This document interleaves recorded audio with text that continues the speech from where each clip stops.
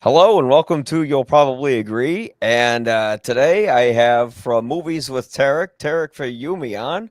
And I had Tarek on before where we talked about two movies that depict the autism spectrum because, as a big reveal to the audience, Tarek has autism. And last year I actually got diagnosed with it. So we thought about movies to talk about relating to the spectrum. And the last two movies we talked about were Rain Man The and Ringer. The Ringer. Yeah, one was a good example, one was a bad example. Oh, on And many counts. yeah. And I think Rain Man, it did a pretty good job depicting autism, but at the same time, it was a little too convenient for the screenplay. It didn't quite get into the autistic mind.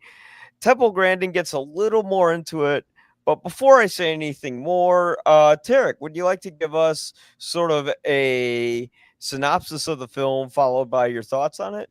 Yes, Temple Grandin follows the true story of Temple Grandin, who over time was diagnosed on the autism spectrum and had a life behind it where she had a very supporting mother and her mom always looked at the resources for her in a time frame where resources in of itself were still limited because Temple, what makes Temple so unique, and we're seeing a lot more of this evolve, but with Temple alone, she had grows up with sensory issues. She grows up with all kinds of patience issues, and many of which is like nothing personal. It's because she always finds herself in a constant state of overwhelm. But then over time, when she finds a way to utilize and like what her sensitivity levels are and what she can use to help cope with it, she turns that into something to help her leave a more fulfilling life. But then also she grows a fascination for animals, and this is where what leads her to learn more about like animal communication, animal sound effects, and potentially so much of her knowledge goes so deep to a level where she's extremely smart. But then in and of itself, going forward for Temple alone, the one thing with her that's the biggest challenge, I would say, is primarily there's a lot of like the main problem is like how can she navigate going forward the many restrictions she might face due to her autism. Are people going to be willing to help her for resources forever? Like also on top of that, does she, like, what the main question is when you watch this film, because it gets emotional on and off in the right context, the main question it asks for this story is are there other people after Temple that can truly become as successful as she can? Okay. So, when we spoke about the movie, or spoke about movies to cover for autism, this movie always rolled off your tongue. Why did you want to choose Temple Grandin, and what does the movie mean to you? Because Temple Grandin, I feel like I'm kind of relating to Temple because I was one who went to an autism foundation, Turning Point Autism Foundation. I remember at the time thinking, no, this is not for me. I'm against it at first, but also I was in a totally different mental state back then. But then I realized as I got further into the foundation with the people around me, I kind of misinterpreted as in, like, I realize I fit in this foundation because I'm kind of with those who are like me, where it's like we're, in a way, we're full functioning, but at the same time, we have our very own fascinations we're strong with and that we thrive in. But then at the same time, we also have our limitations of things we truly cannot deal with or feel we have to separate ourselves from, or we need much more encouragement in order to get acquainted with something. Like, for example, I'm very extroverted. I was among with many who were extremely introverted, so much to a point where I was probably one considering that, like, I guess you could say, an advocate trying to tell them or encourage them, you got to find a way to come out of your shell. Somehow you need to pace yourself to come out of your shell, because it was also a career program. And relating to Temple's in that way where she wants to really thrive in what she's fascinated with. Then at the same time, she always has that portion where she's like, no, I don't want to change my sensory overload. I don't want to change this. But then it comes to a point where even though some does change and she's willing to accept it, it's more of like the ways that help her get to that are the tools, like how she has, and I'm sure for those who have seen Temple Grandin, like how she has a machine to help her unwind of her stress, like a kind of like a squeeze machine, stuff like that. Like that's what it is.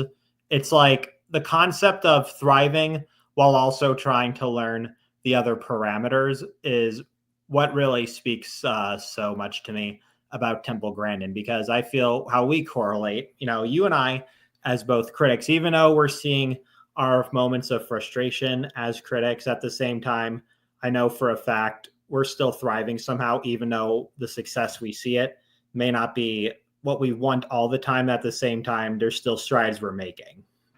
Yeah. So I think you make some points that I liked about the movie. Mm-hmm. And then there are some things I didn't quite like. When I saw this movie, uh, I wasn't honestly very excited to see it because it always kind of looks a little overly sentimental and Hollywood and stuff like that. Mm-hmm. And then before I put on the movie, I saw that it got rave reviews. I think it's 100% on Rotten Tomatoes. It won big at the Emmys. I know Claire Danes won for Best Actress in a miniseries, or not a miniseries. I'm sorry, for a TV movie, and it also won for the Best TV Movie category. So I thought, oh wow, this must be great. I turn on the movie, and I'm going to get to your point about the squeezing machine in a second. Oh yes. Okay. Um, I turn on the movie and it's kind of exactly what I thought it would be. Very overly sentimental, very kind of reaching towards a broad audience. And I watched it again today, just a little bit of it, just to sort of refresh myself on it. Uh, I liked it a little more. I think it does a good job of capturing what it's like to have the autistic mind. But at first, when I saw it, not talking about the first time I saw the movie, but like as the movie progressed, I understood this. Uh, there's all these photographic flashes throughout the film, and there's a scene where she sees the cowboy or or a guy who looks like one. He's like a rancher or something, and immediately it like cuts to old cowboy movies, and she goes, "Are you a cowboy?" And I'm just thinking, this is really corny. Like this is really over the top cheesy stuff here. We could have just had a shot where she maybe like looked at his holster, looked at his belt, looked at his boots, and then asked that instead of the photographic memory. But as the movie goes on, you understand that she sees everything through photographs. Yes. It's her sort of Rain Man power. Yeah, To and be kind of that's a big trend is photographic memory kind of thing among many who are on the spectrum. Like, and I've seen that even over time. Like, I think I view myself more as an auditory learner, but then there are many who have a very big photographic memory, and that's a common trait on the spectrum in terms of photographic memory. Like, even how I kind of like how Temple has her fascination with animals. I've been around many on the spectrum who love to draw. A lot of them love to draw, and I think that almost correlates to the photographic memory portion a little bit, kind of thing. yeah. So it does a good job of making you understand. Oh, she sees everything in photographs. Um, but I guess the main problem I had was like how sort of like Hollywood it felt, although at the same time it's not Hollywood. If this was a fictional story about a fictional character, I think when Temple realizes they slaughter animals, she'd go, "Oh my God, I'm going to be a vegan. We can't have this. They're being killed." But because this is a movie about a real person, she tries to find a new humane way to kill animals, which I still feel like isn't very humane, especially like if you've seen actual footage Yes. of the ranches where these animals get it's like a concentration camp. It's almost as bad as that. Like I remember in one instance, they're holding a pig by its leg and it's just dangling, screaming in pain as And they just shove it into a huge basket. But the thing is that she still empathizes with things. We especially get that in the scene where she looks at the horse.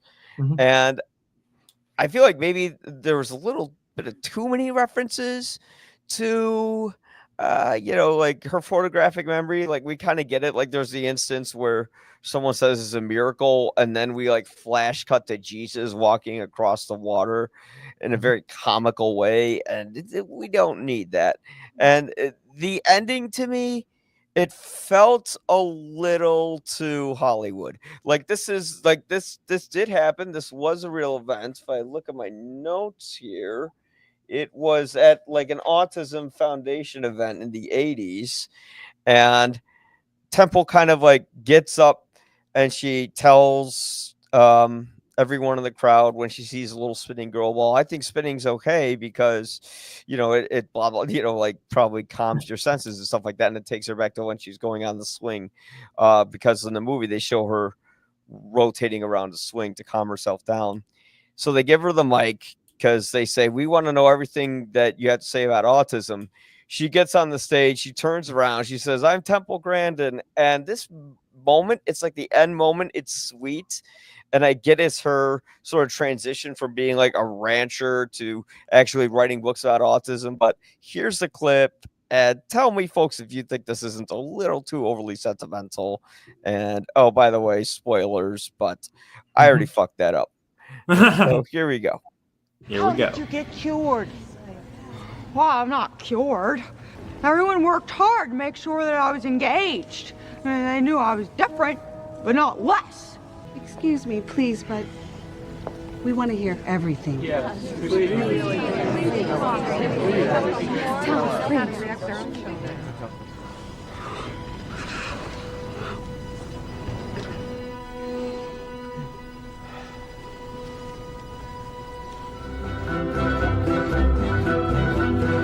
I'm Temple Grandin.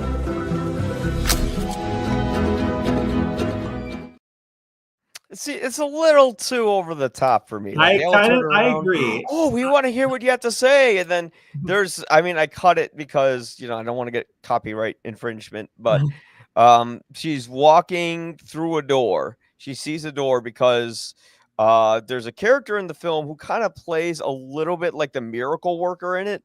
And he's Dr. Carlock, played by David Strahan. And what I Yeah. have to say is one of my favorite performances, I think, from Strahan. I I mean, the I first would be agree. Edward. Yeah, the first He would is. be Edward R. Murrow from Good Night, Good Luck. Oh, Good that Night and was Good Luck. amazing. Yeah, And David Strathairn, like even in this role, I like Strahan. how Okay, I like Strahan. how I got it wrong. oh yeah, I just like how and what inspires me is I do feel that even those on the spectrum, what's important for them is like many who are even in a bind, like what I think is very common, what many need nowadays, or if they can find one or know they can lean on. I feel like when one on the spectrum who is truly trying to thrive in what they're struggling with, like like having a predecessor is what gives them more hope and more courage within themselves, kind of thing. And that's where I think Strathairn's role is big on this in a proper context. However, at the same time, how you did say that scene is too Hollywood like, I do agree. And sometimes I wonder, even though it's a little off topic, I wonder if they were doing that because of how Claire Danes was just getting ready to do the series Homeland, because this was like right Mhm. before Homeland, and also she's like in her prime, and also her husband played someone on the spectrum in a different movie, which Yeah. we get to at a later point. Yeah, Who's her husband? Hugh Dancy. So I don't know who that is. yeah, he does very small roles. Not as he's kind of high profile, but she does much more than he does. So. Right. Yeah. And here's the thing: it is Hollywood. It is over the top, but it is a crowd pleaser, and is designed to be that way. And it's a movie designed to reach Temple, and I think it does a good job of representing what it's like to struggle with autism. Because there's certain moments where I go, "Oh yeah, I've done that," and "Oh, I recognize that." Um, but not everyone's an idiot savant. That's one thing in Hollywood that we kind of have to dispel, because like I think people kind of assume that people with autism have some sort of amazing gift, where there's a scene where Temple is sitting in French class, and I love that line where she goes, I don't want to learn French, I want to learn science. But Yes. uh she, she's given the book, and they say, okay, read this page. Instantly, she reads it. She goes, she looks at it. It flashes like a little, like kind of shutter speed photograph. She goes, I read it. The teacher takes the book, turns it away from her, says, okay, tell me what was on the page. She closes her eyes, and then she recites it verbatim. Now, is that real? Can someone really Um, read a page like that and be that gifted, or is that a Hollywood thing? Because I think the misconception is everyone thinks everyone with autism has some sort of gift like that, or no. I think there is a gift, but it doesn't always happen instantly like that. Like I know I have a gift of being very memorable of dates when it comes to movies or when they released or certain facts, like just from looking once sometimes. But even then nowadays, I think that correlates more to what their fascination may be or just how their brain operates. But also for Temple, I think Temple, like in of itself, Hollywood may have tried to make this very Hollywood like, but I do know that many have a photographic memory. Some may be instant, some it may be not. But at the same time, though, honestly, I think in this day and age, though, for new technological advancements and whatnot, I kind of believe that's something overlooked because I feel now we're relying so much more on AI and other tools to help people more in resource matters. And it helps in some, but then there are some where I still think they need to learn more things for those on the spectrum who are still learning. It's more essential for them to learn by the book to do things instead of relying on AI to help them all the time. Yeah. And well, I think that's true. I do think, like, if you're, for instance, a writer, you should know your grammar and not rely on Grammarly, because then you won't learn how to write very well. Oh, hell no. Yeah, and especially with someone with autism who needs help. Temple has a lot of advantages in her life, but I'll go back to that. But the final point I wanted to make, in my thoughts overall about the movie, is that I think it's good, but it's a little too sentimental. But at the same time, it's effective. But I can understand why people like it a lot. The only thing is, just for me, a guy who sees movies every week, I see every convention where I'm just kind of rolling my eyes. Like there's one scene that made me really roll my eyes, and that's when the mother is talking about Temple to her aunt. Let's see, Aunt Anna, was that it? Let me see. Mom from Home Alone. Aunt Ann from Catherine O'Hara, her sister, and she's looking at a photo of Temple, and she's putting her finger across it, and she goes, "Oh, something will set her off one day." Like saying, like, oh, her gift's gonna open and she's gonna show it to the world. And then there's another scene where Temple, like, she goes to college for the first time. There's no roommate there. She freaks out, and then they close the door, and then Temple's mom leans against the wall, and the camera pushes in on her, and she has a flashback. And I'm going, oh, geez. Like, how many times have we seen that position in a movie where someone goes against the wall and they close their eyes? And I think, that context, it tries to literally kind of loop in, a lot of the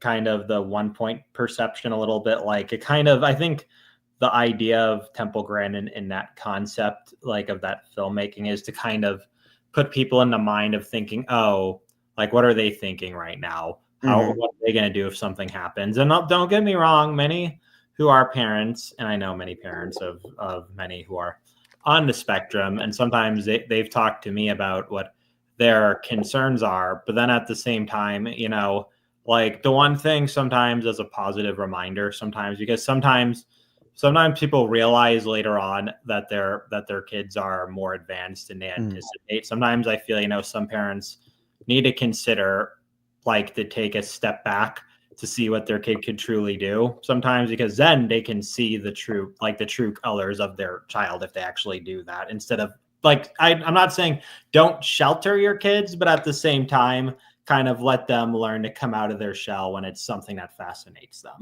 Yeah, no, and I'm fine with the whole college sequence and how she like pushes her daughter to be independent. Yeah. And even like when Temple freaks out because her roommate isn't there, like, I can relate to that, and that's an effective scene. I just had a problem with the blocking at the end of the scene where they close the door and they push the camera in on the mom, because it's a very classic pose that's supposed to resemble distraught uncertainty, things like that. And like that movie, the movie has a lot of moments like that, but I still liked it in the end. But just like I didn't love it, I just liked it. It And was just okay. But the thing is, they do uh a great job of resembling like what someone goes through with autism. Like for instance, you can go first. I can go first. Are there instances where Temple is like maybe having a screaming tantrum or yeah, crying the biggest or thing that got something? me. Are there certain traits that you have done or you can relate Um, to? I can, yes, actually, quite a few. There's a moment. A lot of this, I mean, I've kind of evolved over time, but I do remember, and I've already loved movies at a young age. I remember because in elementary school, I had to be taken out to social group kind of thing a lot of times, which is what they did with those who are like on the spectrum when I was like in elementary school. And I remember one time they're watching a movie in the class. That's when they pull me out, and I'm legit like, I don't want to go to my group. I want to stay in and watch the movie because I already loved movies. So Mm-hmm. yes, I get upset about that. And Mm-hmm. thankfully they let me stay and watch me. Then the other instance I kind of relate to with that is like this, and that's almost like the moment where Temple's like, I only eat jello and yogurt. Now I'm not that picky of an eater, but at the same time, kind of I mean, I still kind of have foods that I just truly cannot eat kind of Yeah. thing for some reason. Not everything, I've gotten better over time, but there are certain like vegetables or stuff that I truly feel I cannot eat or touch kind of All thing. right. Right. So you've had like instances like Temple where you're sitting like in this movie club or a theater and they tell you to go to your group, and you're kind of like Temple where she says, I don't want to learn French, Yeah. I want to learn science, you know. And Yes. you're kind of set in your own mind where you're going, okay, I want to do my thing, although the thing I'm required to do, like I need like an extra push to Mhm. go there. That's something I related to. Like when Temple's having like her sort of like hyperventilating Mhm. moments, I had those a lot. Like even when little things went wrong, like for instance, I had a file that wouldn't export. And no matter what I did, it wouldn't export. And I needed to get it the next day. And yeah, like I just started hyperventilating, screaming, and then I had to like find a way to calm myself down. Her method was to create a machine that, and let's rewind a little bit here. She is raised, or not raised in a farm, but I think for a little portion of the movie, she's at her aunt's farm, and she has this connection to the cattle there. And at one point, they take this machine and they close it in on the cattle's head because it relaxes them. And then she does it to herself with the machine, then builds one for herself. And she has certain methods of finding ways to calm herself down. What I need to calm myself down, I've had to find my methods. One is I kind of have to lock myself into a room for a bit Oh yes. or the car, Yeah. punch the wheel a few times and get some frustration out. And then once I feel comfortable, I can go back in. But what gives you comfort, or how could you relate to that when Temple I needed honestly, a yeah, way I to sometimes feel like put relax? myself in a dark room that's quiet, have no Hmm. lights, because sometimes you feel like sometimes you have a moment where it's like where you want to scream, you maybe want to do stuff, but in the end, it's better off to maybe just scream in a pillow instead of have the responses you want to have in moments of stressor. And this is now talk about something that drives me nuts on a daily basis. This is where I want to lose my mind many times. Hmm. Is anything relating to Walgreens, because whenever I have a refill or something like Okay. that, it's like phone call, Hmm. app update, like all the three things. And I'm like, Jesus Christ, I'm not on life support. Then I'll do that like 3 or 4 times a day kind of thing. Yeah. So, Yeah. yes. Or like unexpected things would set me off. Like I got I got an email from my doctor to see him the next day at first thing in the morning. And I thought, oh my God, like they're going to tell me I have cancer or something like that. I called the next day and they don't even know what the hell happened. They didn't even know they sent the notification. But you kind of catastrophize and have those things happen. And I can relate to Temple's sort of behavior with that. But then she has a lot of benefits in this movie that I think a lot of other people don't have. I mean, I her agree. her mother is and if I pull this up here in real life, yeah, she was born in Boston, Massachusetts, into a wealthy family. One of the family's employees, who was also named Mary. So, granted, blah, blah, blah. Anyways, Temple's mother, Anna, was an actress, singer, and granddaughter of John Coleman Purves. Really, his last name's Purves. Uh, but she has an English degree in Harvard University, and she has a lot of advantages that other people with autism don't have. How do you think Temple's life would have been if she didn't have like sort of those big advantages where I people from like schools could really help her out because her mother I had the connections to get there? I think, I mean, that would depend. Anything could change, but I think she would have had a much harder time in school. I Mhm. think, unfortunately, because also in this time frame, schools were ran much differently, Mhm. according to my research, kind of thing, and whatnot. So I think, many times in this circumstance, any guidance that she did get was already limited. But if she didn't really pursue or she didn't have the people around her, I'm sure it almost would have been something like not completely cut off from the world, but something like her educational background or where she was getting her academics would probably be like, we actually can't help with this. This is more than what we Mhm.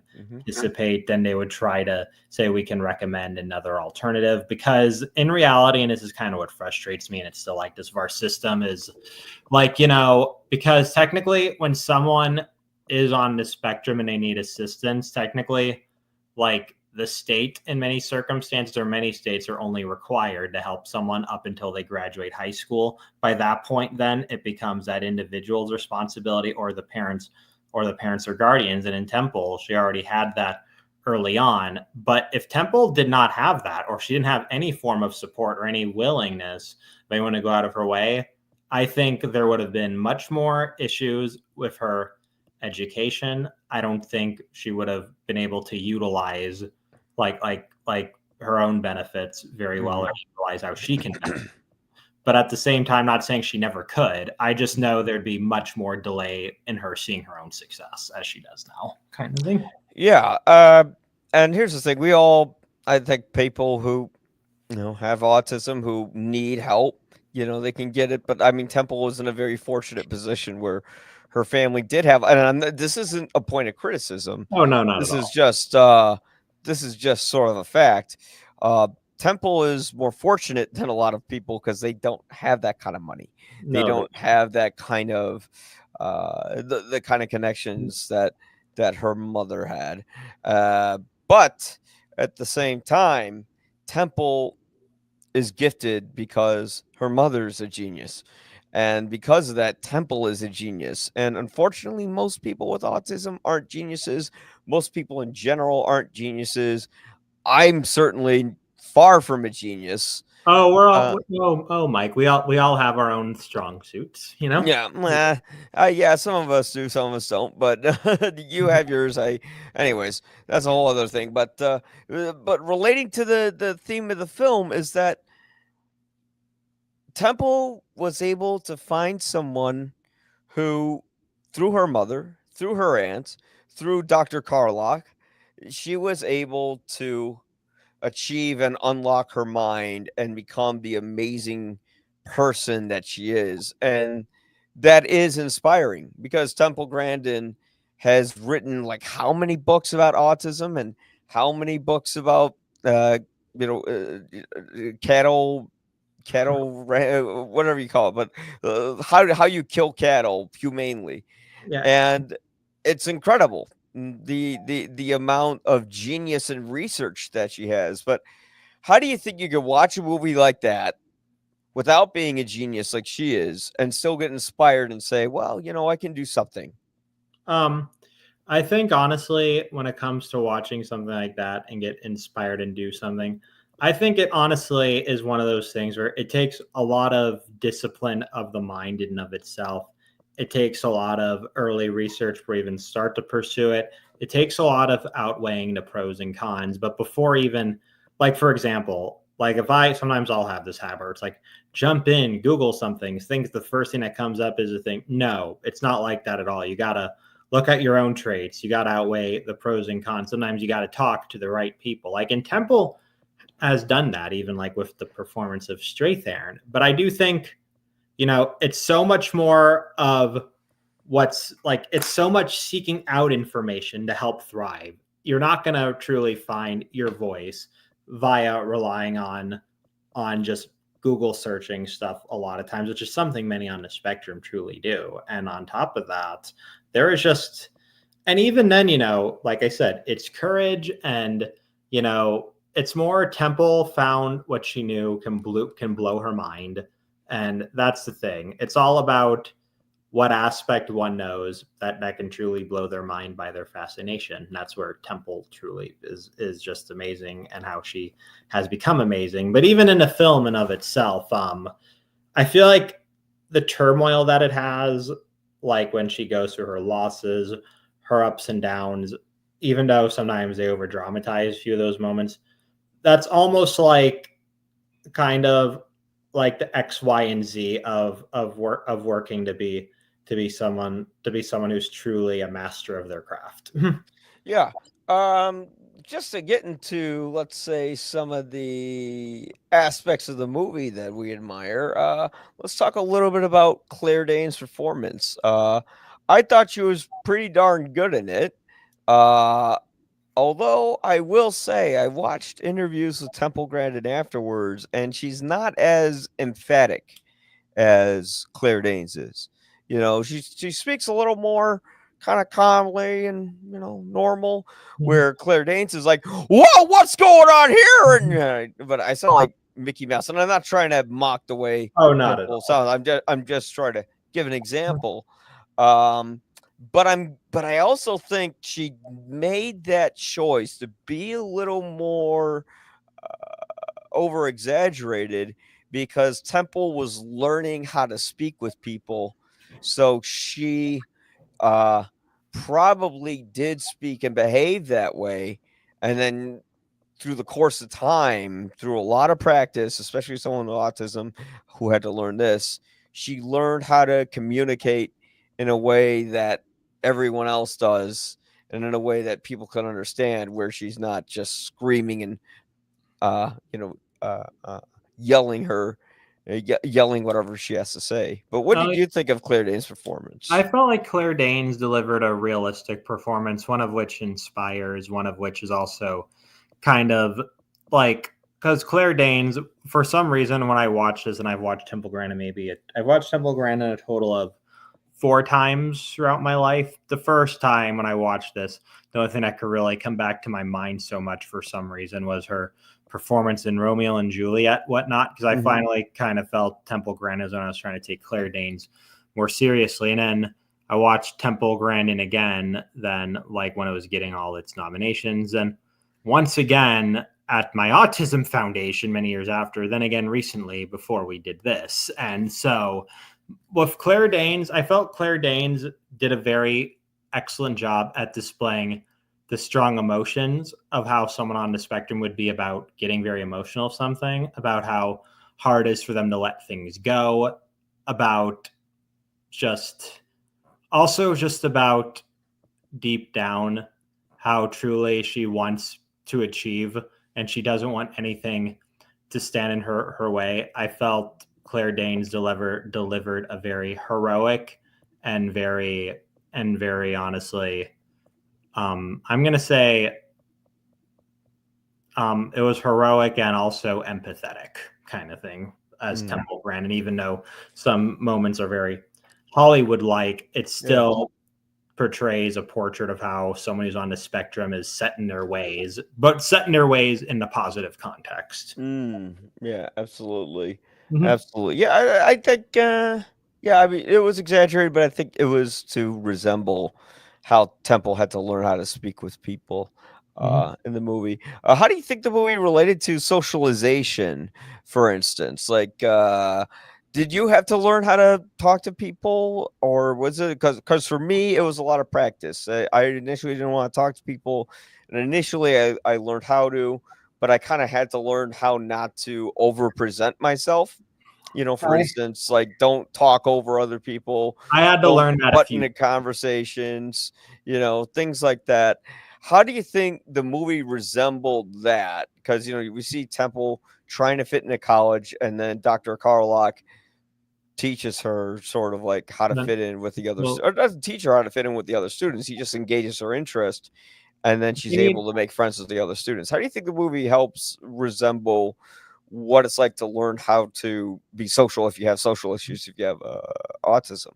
I think it resembles how some are willing to help those and some are not, but now they're much more helpful. I even remember when I was in school, how they would tell me stuff like a staff would say when it was quiet time, something, oh, in certain settings, stop talking, stop talking. But then going forward, I know some people who are in that scenario, if their kids are on the spectrum, and they'd be like, why are they telling my kid to not to stop talking? My kid literally needs to socialize in certain settings. So I think many times, unfortunately, I think it's overlooked so much where it's almost like shunning certain scenarios to keep things in order is one of those things that kind of it may not be in the context of what of right. It's not technically right, but at the same time, many people don't perceive.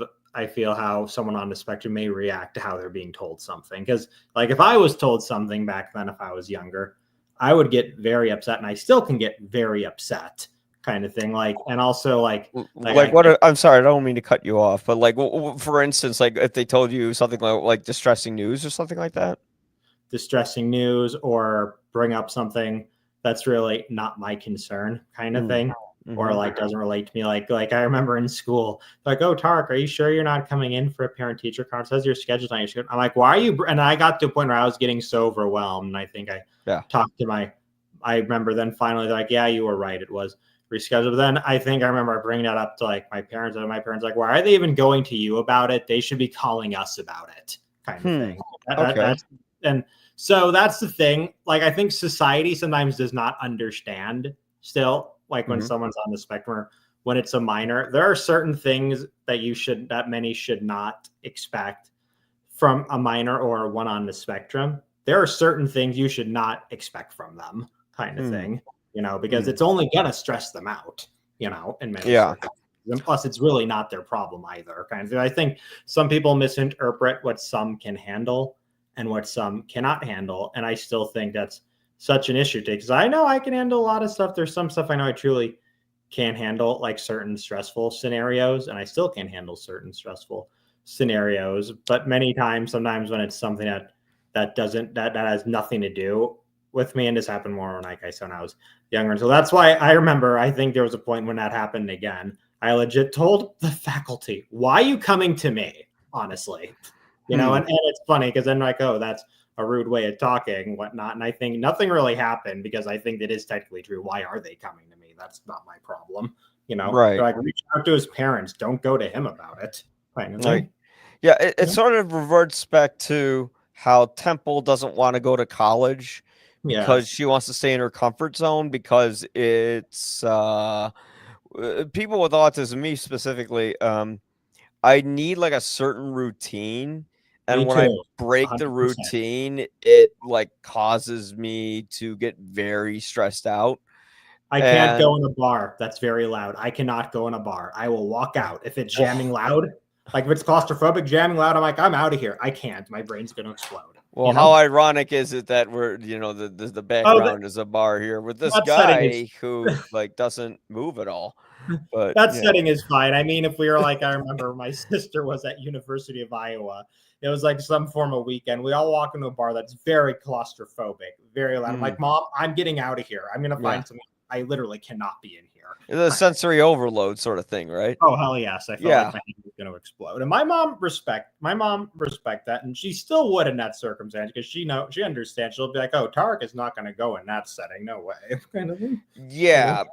I mean, I used to have that with crowded bars.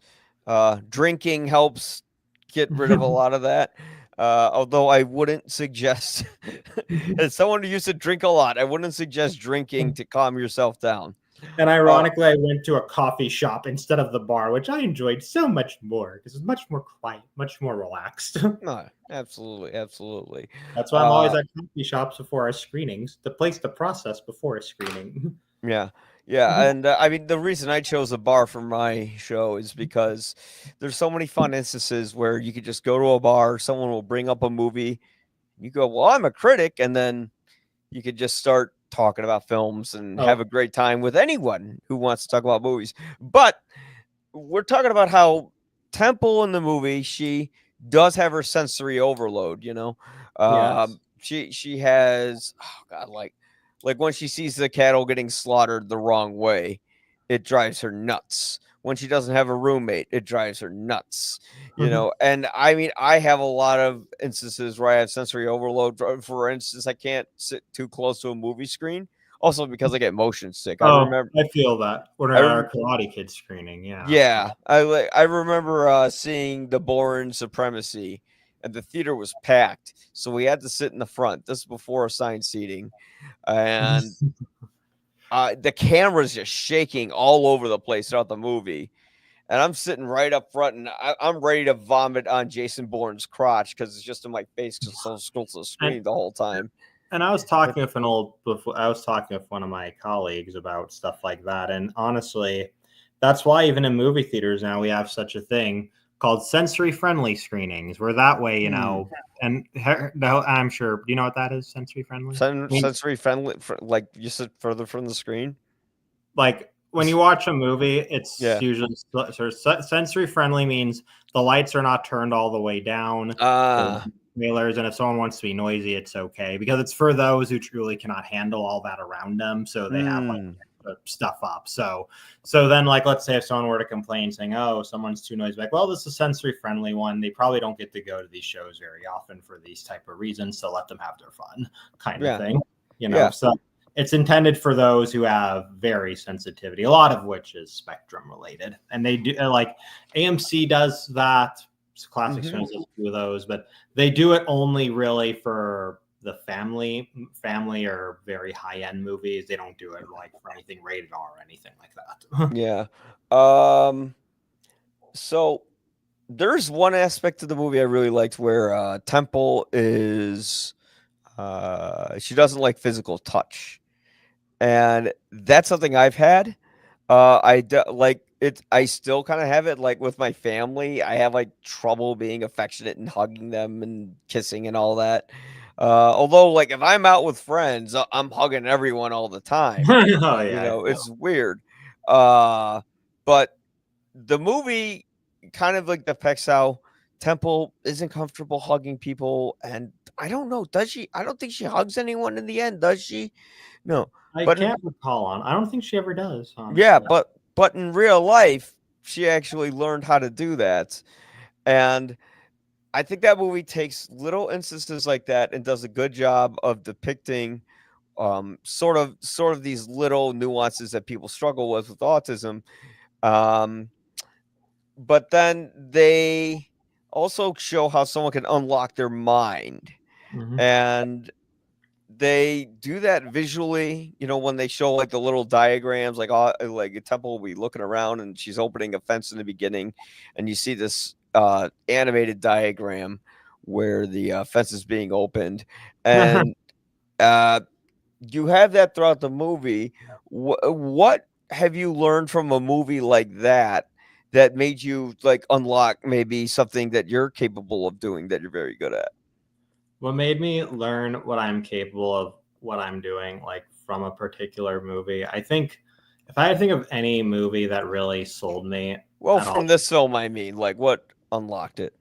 what unlocked it, I will say what unlocked it was honestly, what truly unlocked it was that moment where literally where Temple in and of itself honestly is it's in the moment where she creates her machine, because that made me think, what can I do that makes me feel more comfortable with myself? What can I do to help me benefit myself? And to me, that was more watching movies and learning to write reviews. Now, I already had some very limited experience in writing reviews, but that moment just made me realize like there is something that can be created that I can share with others later on, kind of Yeah, thing. I think Yeah. it's for me. Yeah, because in the movie Temple, she she's smarter than most people around her, Mhm. and the way she really kind of unlocks her brain is through David Strathan's character, Dr. Carlock, if I'm saying that correctly. Let me check my notes. But yeah, Dr. Carlock. And the way he's able to kind of reach to her is because she has an obsession with science. Oh yeah. So anything scientific, he can kind of like scientifically break it down for her and metaphorically. There's the scene where they have the little movie they show where there's a room that has a force perspective where you have one object that's real tall and then right next to it is an object that's real small, and then when they walk across they change sizes, and Temple doesn't know how to do that, but immediately just through the word floor, because Dr. Carlock's talking to her when she's like kind of tried and failed again. And he says, well, think about the room, think about the walls, the floor. Instantly, got it, the floor. Yeah. And she learns that it's slanted, and that's how, and the camera is placed in a position where it's not showing that the floor is slanted, it's just in the middle. uh the funny thing is, when I saw that scene, I knew immediately how they did that, you Uh, know, and because I because it's like it's maybe because I watched the behind the scenes of the Lord of the Rings where they would have the little hobbit houses, and to make Ian McKellen look way taller than, I can't remember the actor's name, but Bilbo, his end of the floor would be elevated, oh yeah. and I think no, it's not Ian McKellen, and the other actors, Bilbo's floor would be slanting down. So Mhm. I kind of knew from that how they did that. So instantly, I'm like, I know how they did that. But it's amazing how they show with Temple, through the constant montages of photographs, which first annoyed me, but then I got it. Like, you're literally supposed to be in this person's mind and see how things work. It probably through the editing they didn't need to use a lot of the white flashes, especially like the white flash and the flashback to the doctor talking to Temple's mother, Eustacia. Is that how you say your name? Eustacia. Eustacia. Uh, that her child should be in an institution, and that she'll never be able to really function in society, and it was just kind of corny how they white flashed that and then used like black and white. Uh, and yeah, there's little moments like that you cringe, but at the same time they work. I actually liked that doctor scene, and the thing is that doctor scene's like in every movie. Like if you watch Forrest Gump, for instance, Yes. they say like, "Oh, your son's slow," and did they use the R word for him? I can't remember, I think they but did. And I do yeah, remember now looking back, thinking about back to Forrest Gump. But I remember we saw Forrest Gump at Ebert Fest back in 2023, like revisited that kind of thing. did we? Yeah, I Oh, remember yeah. that was like I one don't of think the I was at that one. I think it was the closing night film, and I Okay. think I do remember. And I do remember with Forrest Gump. I kind of remember, how she is told, "Oh, your son falls like below," kind of thing. Yes, he has the chart, and he shows Yeah. that she's yeah, it was like the same exact scene in this movie where I felt like they were kind of copying it, and I felt like maybe there could have been a scene where the doctor was a little more empathetic, because he's kind of just very straight to the point. Your son or your daughter is going to be institutionalized their whole life, and yeah, sorry, but tough shit. That seemed to be, and the thing is, that's sort of emblematic of what it was like in the 1950s. When Oh they yeah. didn't even know how to diagnose autism, because if I check on my notes, the doctor said that she had a disorder where she was schizophrenic or something like that, psychotic schizophrenic, and that wasn't her condition at all. I know I'm mislabeling what it said, No, it's okay. but One but thing I go ahead do until I find that. Yeah.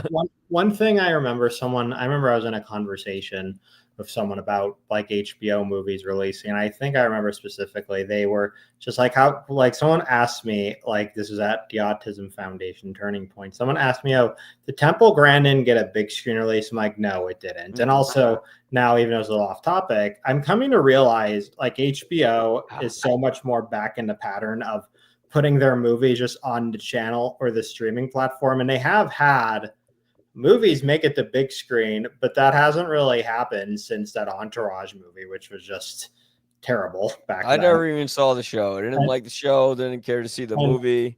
And I think that just shows what audience HBO is trying to aim for to get their numbers and traffic again. I can't see HBO truly going to big screen route anytime soon, unless it's of course correlated to Warner Brothers. But no, a lot of times the quality of an HBO movie like Temple Grandin. Sadly, I think it was one of those that fell just below the quality to get the big screen distribution kind of thing. Unfortunately. Yeah. And I'll go back to that point, but I actually did find the disorder that they said she had. And it was that the doctor said she was infantile schizophrenic. Yeah. And it turns out past 1960 that infantile schizophrenic got pushed in with autism when that wasn't everyone's case. And Temple is not schizophrenic, nor is she, is she infantile? I mean, if you're a kid and you don't know how to speak, then I could see how the doctors would assume that, because she was like, 3 years old, 4 years old, and she still didn't know how to speak. But it was around the 1960s and the 70s, a body of research showed that autism has biological underpinnings and is rooted in the brain development. And it was in 1980 that autism had its own separate diagnosis, and it was described as a pervasive pervasive developmental disorder, distinct from schizophrenia. So they were able to sort of separate it. And of course, through Temple's research, we've been able to see more about autism and understand it through her books. I would like to say that I think that the movie does a good job of developing sort of like her passion for finding compassionate ways to kill cattle, which I think is kind of like morally weird, like I get it. Temple cares, and but the thing is, she's not unrealistic. She knows I'm not going to stop people from eating meat. Fuck, I eat meat. She basically says so she's eating bull testicles in the film. Yeah, and I think that's like her mind adapting to society in a different light, definitely. Yeah, but like it was interesting seeing how she developed that passion. But I would have liked to have seen more about how she develops and is able to break down autism beyond just the one scene where she's talking to the crowd, and then we get the idea, now she's going to go off and do this other thing, because it would have been more interesting to see that sort of story. It would have also been more interesting to see a little more of the childhood, a little more of how the mother tries to reach out to the daughter yet struggles to, because it's a little bit of a cheat code, but at the same time it was effective when Temple's mother takes her to Dr. Carlock, who is in charge of the university, Franklin Pierce College, that she's at, and he's able to sort of unlock her mind. Although it wasn't at Franklin Pierce, she ended up staying at his house, and he mentored her. And then I think they went to that college, but I'm a fucking idiot, so I don't remember. Oh no, you're not an idiot. Yeah, don't worry. This is just my self-deprecating humor. I feel like I fall into self-deprecating humor more than I should sometimes. Yeah, but I think the point I was trying to make is that we see how Temple gets to these points in the film, but it would have been nice to see a movie that was even make like a little more stretched out, maybe a little longer, a little more subversive. I would have really liked to have seen how she develops her understanding for autism and how she's able to articulate that in her books. But I get it. It's a movie. It's got to be quick. people have to understand what's going on right away. So they kind of make it for the lowest common denominator, Yes. but at the same time, it's not condescending and it's genuinely heartfelt because the way that the movie was made was that the executive producer of this film, if I actually go down my notes here, uh, okay, so I'll just kind of wing it. One of the executive producers of the film, she had a daughter who had autism, and she found out about Temple Grandin, and she thought that would be a great way. Oh, her name was Emily Gerson Sains. She was a talent agent and a co-founder of the non-for-profit Autism Coalition for Research and Education. And when she found out about Temple Grandin, she just thought, I need to make a movie about this so it can reach out to other people who are like my daughter to see that they do have potential and they can be something. And they did make this story. And as overly sentimental as it is, as Hollywood as it is, as basic as it is, I still think it's a success. And I I think it's agree. a way to reach out to other people who have autism. Is it the best film? No. But it's a way to have people with autism feel like they're included and feel like they can be something special. Although we're not all autistic savants, and I'd like to see a movie about someone who isn't an autistic savant who's able to thrive. But Mhm. even so, Temple Grandin's story is amazing, and she's a genius of an individual. And the most touching thing was I was watching a clip from the Emmys when they won the movie, or when they won the award, and she gave Ms. Sains, Emily Gerson Sains, the person who was responsible for making the movie in the first place, a big hug, and it was very moving. But I'll show a clip of that just Oh because yeah, let's I do it. liked it when I Do the saw it. clip. Oh, yeah. And the Emmy goes to Temple Grandin.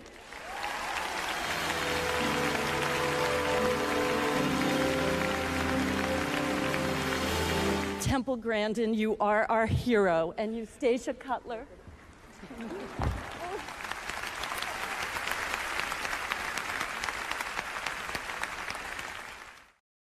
See, that's a big deal for her because, as It we is. see in the film, she doesn't like to become physical. And I think this movie touched her so much, and people like her, that it does want to have you give a big hug to someone, and it makes you realize that you're not just a nobody. You can be a somebody. And even if you are nobody, you can do something that you can be happy and proud of. But You can the movie see, does a great job of touching people's hearts like Temple herself did. And again, and I think it's a little too it's a little too soap opera-y, it's a little too melodramatic, but and does the job. And I I guess agree. that's what you can say at the end of the day. I'm sorry, go ahead. And I agree, but one thing now that makes me think, and I if we were to do a different episode, and we'll talk about this later. If we were to do a different episode, I could see us now, like as how I say, Claire Danes' husband played someone on the spectrum in a movie called Adam, because that's Mhm. his name, Adam, and he plays someone fascinated with space. So I almost feel like it's almost like, even though there's been no study saying if these actors are on the spectrum or not, kind of thing. I just feel it's almost like they found their art of playing those on the spectrum in their own unique ways, kind of Yeah. thing. How would you compare this to other movies about the spectrum? Is this one of your favorite ones, or?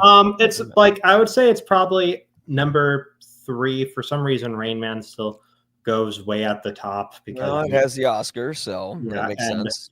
then I'm gonna say 2 is, of course, Forrest Gump, because movies like that have always really made me grow. And like, I'm gonna say this is 3. Then 4 is I Am Sam, but I Am Sam is very dramatic. I remember you telling me when you saw that in the theater at the time. I did, and it's funny when I saw I Am Sam in the theater. I was, God, maybe, Jesus, what year did that movie come It out? was like, I think it was 2001 or 2. Wow. Yeah, I was a really young kid then, and like maybe 15, something like that, 14. I go in the theater, and everyone there is like in their 70s and 80s. And here I am seeing this movie, and the theater was still packed, but I felt like I was in a nursing home when I saw it. Yeah, But and it was probably it was a lot because of Sean Penn, obviously, and how. yeah, and the main thing is that I need to go back to it because I always think I like that movie, and that movie it wasn't very well received. And although I Am Sam, that's someone who has like full blown autism. Yes, like truly cannot. And I Am Sam, like the sad thing, and I'm looking at it about things in society and whatnot, like that kind of, like even a little bit of correlating to Temple Grandin. Like Temple at least had a mind where she can thrive. Sam, on the other hand, if I were to make a comparison, Sam clearly cannot take in information. He truly cannot process the things he's going through. And that's kind of why I Am Sam Sad kind of has a little bit of a happy outcome, even though it's not what you want. But then in the end, it's almost like Rain Man. Like in the end, this is not how you want things to go. But then in the end, it works. They're better off that way, you know? Now, was Sam actually autistic in that movie, or was he mentally disabled? He was mentally disabled, but he had many traits. Okay. Yeah, because I don't want to confuse. I don't want to just label autism with every movie. Oh no, that has, because I don't know if Forrest Gump had autism or not. They don't really say what he has in the movie. No, I feel like they were more diagnose it back then. I think they were more sensitive even after Rain Man to kind of label things as autistic, much more whatnot kind of thing. But I mean, however, they say it a lot more in titles now. Even the way they're perceived is not always right. But even then, when we talked about The Ringer that time, I just still cannot believe how those. I mean, I understand they thought it'd be fun to be in a movie, but then the backlash of that, I'm just like, that is just wrong in the end. Well, what they did with The Ringer is they grabbed a bunch of people who had various mental disabilities who compete in because the story is about a guy who fakes being disabled. Yeah, special. Yeah. I'm trying not to use the R word to compete in the Special Olympics. And, eventually, like, he learns that these guys aren't just people with who are slow, but who actually do have a lot of amazing abilities. But it was, I mean, you're casting fucking Johnny Knoxville in it. What do you expect? And the moment I do appreciate of that movie, The Ringer, even though it's not my favorite, is when his uncle's giving him crap about how he's not winning against someone. He's like, these guys are great. A few of them can be in a regular Olympics. Like, there's a guy here from the Bahamas who ran a marathon 2 hours and 45 minutes. His uncle's like, oh, that's just propaganda. You have to just push harder, kind of thing. It's like, no, It's not actually easy to run a marathon in 2 hours and 45 minutes. It's not even easy to run a marathon at all. Yeah, but it did feel like that movie kind of manipulated those people who were actually disabled. And they opened it at a terrible time. They opened it around Christmas time. Wow. Yes. Yeah. But Temple Grandin is a much more empathetic, sweet, down to earth movie that, although I've said my spiel about it, it works in the end. Let's see. And I just feel like with Temple Grandin now, I remember you asked me if I would ever interview Temple Grandin. If I ever could, I would. If I ever could meet her, I would. And she does show up to events. She probably has a few in the works right now. But I know some people who have told me they went to her book signing, and then a lot of times the book signing tends to take a while because same thing, she'll have her sensory overload a lot of times. I do respect that about her kind of thing. But then a lot of times, like Temple, we have like 50 more signs here. Then she's like, give me a moment. This is already overwhelming. Kind of thing. But otherwise I heard she's wonderful in person. So, I mean, I would love to read one of her books, and I think after that I would do an interview with her. But going to the end of the podcast here, how many we rate Guinnesses like stars, 1 from 4. How many Guinnesses would you give this movie? I would say it's just about at 3.5. Like if I do the 4-star scale. Yeah, 3.5 for Tarek. So that's 3.5 Guinnesses for Tarek. I'm gonna go down to 3 Guinnesses. All right. There's just too much sentimentality in it.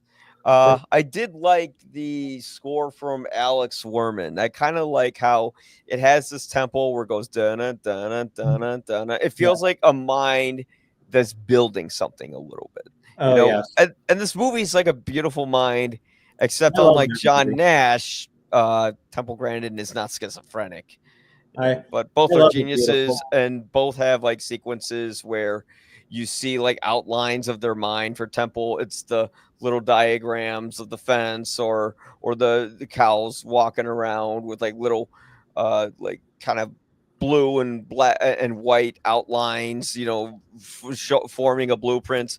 Where in A Beautiful Mind, there's a scene where John Nash is like in the middle of the CIA or whatever it is, and the camera's spinning around, and he just sees math equations everywhere flying at the screen. So they have their similarities, and I think this movie did draw inspiration from it a little bit. I agree. And even then, I feel there's always a way for many on the spectrum to be inspired, even if it's hard to see at first. Like that, I do encourage many who are even on the spectrum, whatnot, to watch Temple Grandin. I also do encourage them, to truly find what's going to help them thrive, even on the spectrum. Sometimes there may feel like there's times where we're limited, but after the story of Temple Grandin and from the film Temple Grandin, there's that message that it's never too late to start fulfilling something that could turn to something amazing later. Definitely. Absolutely. Yeah. Yeah. So I think we said about all we wanted to about Temple Grandin. Yeah. So Tarek, before we go, I'm gonna plug your website. You can go to Movies with Tarek, and where can we find you on social media? You can find me on Twitter at Movies with Tarek. You could also find me on Blue Sky, same thing, like Movies with Tarek 2021. I'm also on Instagram. A lot of my tags are at Movies with Tarek. I'm still getting more acquainted with Blue Sky, but then also a big thing, kind of which I've just set up. You could also, I also have a Patreon page, which I am trying to make use out of and trying to grow my critic content much more. So like you could even join for free, pick a tier and donate what's appropriate. I hope to have more in the near future, but otherwise any contribution truly helps. As us critics in a starving artist era, I just feel there's like assistance and then whatnot is always appreciated. But otherwise, a lot of times my stuff is on Facebook. I have a Facebook page at Movies with Tarek, but Movies with Tarek, and also I contribute to Positively Naperville. We do a print source for that once a month. I hope they still continue the printing of it. But otherwise, and just like even with Mike here, with you, Mike, we're part of the Chicago Indie Critics, and we are critics attending many screenings a week and just writing reviews and just trying to keep on going as much as we can. And I even feel we're all here. We're even having our moments of writer's block periodically. I know I am, Yeah. you know. Oh, I get those. Oh, I get them Oh, sometimes. yes. But Hell yes. I have to leave an article up sometimes just to continue on to it. yeah, I'm getting better at it. Yeah. Not one thing is I kind of have to slow myself down and not write too much, but that's a whole other thing, But I'm gonna close it off. If you want to find our material, it is or my material. Haha, I'm selfish and greedy, and just look at me, me. Oh, you're good. Our platforms I'm correlate. okay. Yeah, I know, but I'm just gonna keep self-deprecating myself. But yeah, you can check out all my material at ypareviews.com. The YPA stands for You'll Probably Agree. And on the website, you can see written reviews for the newest movies coming out. You can see the YouTubes of these weekly podcasts that we do. So I guess you can call it a podcast because it still has videos. You know I'm old because I said YouTubes, plural. And you can also listen to the podcast through there as well. And you can subscribe on Apple Podcasts for the podcast. You can subscribe on Spotify, all at YPA Reviews. And you can see a lot of my latest sort of like thoughts when I walk out of a movie at YPA Reviews Chicago for TikTok. So I think I plugged the shit out of that. The YPA stands for You'll Probably Agree, by the way. But thank you guys for watching. And yeah, if you have Max, which will soon, thankfully, be called HBO Max again. They messed up with that. Yes, they did. You could see it on there now. So thanks, guys, and have a good one. Yep. Have a good day.